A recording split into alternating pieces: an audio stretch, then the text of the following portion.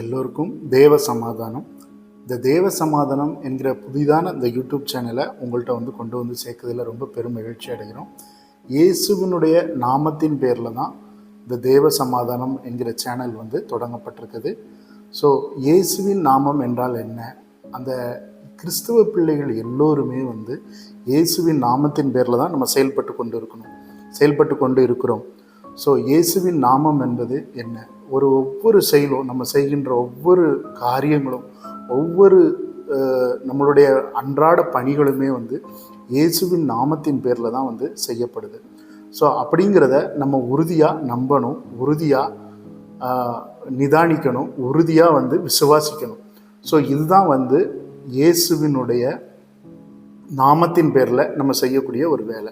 So இன்னொன்று மற்றொரு இது என்னன்னா இயேசுவின் வார்த்தைகளை பின்பற்றுவது. இதுவும் இயேசுவின் நாமத்தின் பேரில் நம்ம செய்யக்கூடிய வேலைகளாகும். ஸோ இயேசுவின் நாமத்தின் பேரில் நம்ம என்னென்ன செய்கிறோம் அப்படின்னா விசுவாசிக்கிறோம், பாசிட்டிவாக திங்க் பண்ணுறோம்.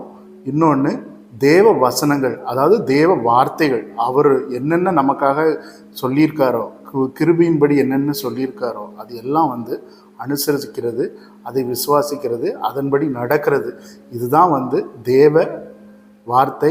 தேவ சமாதானம் நிலவுவதற்கு இயேசு கிறிஸ்து நமக்கு என்னெல்லாம் பண்ணியிருக்காரோ அந்த பாடுகளை எல்லாம் நினச்சி பார்க்குறது. இதுதான் இயேசுவினுடைய நாமத்தின் பேரில் நம்ம செய்யக்கூடிய ஒரு விஷயமா இருக்கும்.